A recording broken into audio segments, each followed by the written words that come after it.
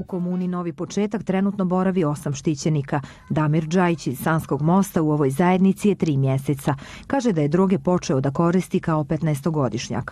Obraćao se i zdravstvenim institucijama, bio na metadonskoj terapiji, ali je i dalje nastavljao da koristi teške droge. Vrijeme kako je išlo, ja nisam mogao više da živim tako kako sam živio. Bio sam upropašćen, korak ispred smrti.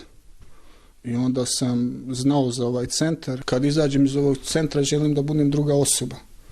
Osoba koja je za društvo, korisna. Sarajlija Boris Pajić kaže da je heroin koristio više od 20 godina i da je nekoliko puta pokušavao da se riješi zavisnosti. I ranije je boravio u komuni u Božićima. Prošli put sam bio veoma kratko, 2 mjeseca, imao sam nekih svojih problema ličnih i bio sam 2 mjeseca. Nisam naravno riješio problem za tako kratko vrijeme, izašao sam na svoju ruku i opet sam se našao u problem za kratko vrijeme. Komuna smještena na obroncima Kozare okružena je šumom i plodnom zemljom, a u vlasništvu ima 4 hektara. Štićenici se po dolasku uvode u program rada, kojeg su obavezni u potpunosti da poštuju. Dane provode u radu, molitvi i čitanju duhovnih tekstova, ali imaju i vremena za slobodne aktivnosti kao što su šetnja, čitanje, sport ili gledanje televizije. Ujutru u 7 je ustajanje. I onda se popije kafa, čaj, ko šta je za to. I onda počne normalno ko svaki radni dan. Ovdje sam ja zadužen za higijenu. Čistimo ovo da bude sve uredno i čisto. To je moj dan i onda recimo do 12, pola 1, popije se opet čaj i u 2 je ručak. Ruča se, onda imamo ili slobodno vrijeme ili ako neko želi šta čitati, dalje se obrazovati, to je to vrijeme.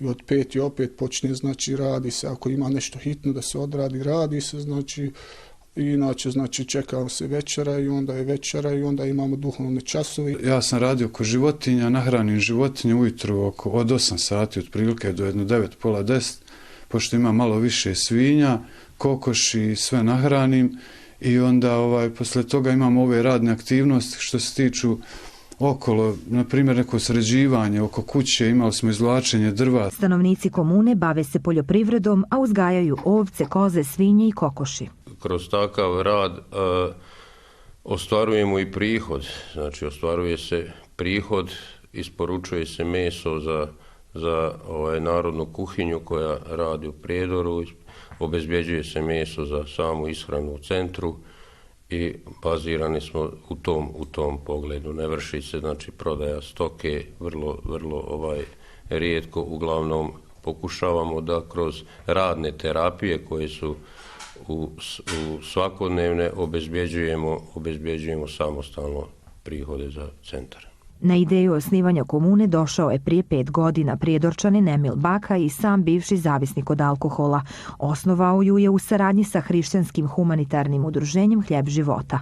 Zahvaljujući donacijama, kupili su u Božićima 10 km od Prijedora napuštenu kuću sa okućnicom, a zatim izgradili i montažnu kuću. Ljudi ovdje imaju tu obavezu da prisustvuju recimo jutarnjoj pobožnosti i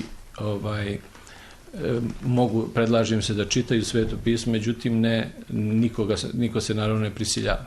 Ovdje je većinom, kao što vidjet ćete, da su uglavnom ljudi koji su muslimanske pozadine, tim ljudima ne smeta da dođu ovdje i da se upoznaju sa svim ovim, naravno njima je najbitnije da se pomogne.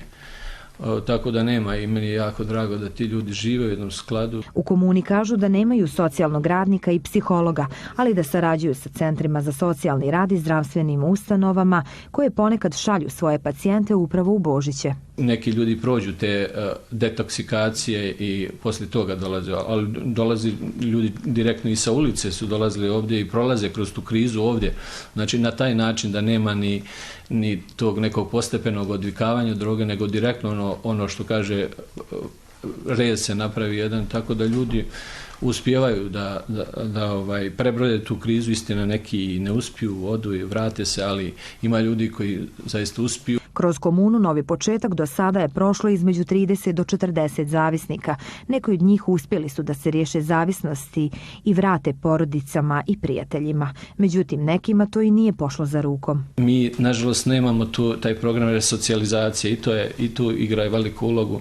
Zato što ti ljudi kad se vrate u svoje sredine, ako nemaju posao, ako nemaju neko novo društvo, okruženje bolje, onda oni, nažalost, često nemaju šta drugo nego da se vrate onda onom starom životu. U Hljebu života štićenicima preporučuju da u komuni ostanu 18 mjeseci, ali nikoga ne prisiljavaju da ode. Ističu da su na imanje dobrodošli svi kojima je potrebna pomoć, ne samo zavisnici od alkohola i droge, već i beskućnici.